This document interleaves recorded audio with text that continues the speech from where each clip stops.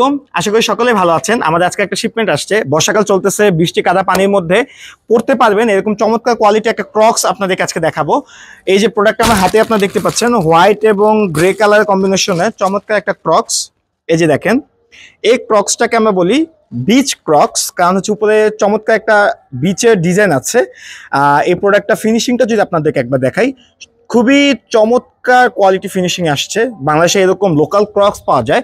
Local crooks এবং আমাদের imported ক্রক্সের মধ্যে সবচেয়ে বড় ডিফারেন্সটা হচ্ছে এটা কমফোর্টনেস।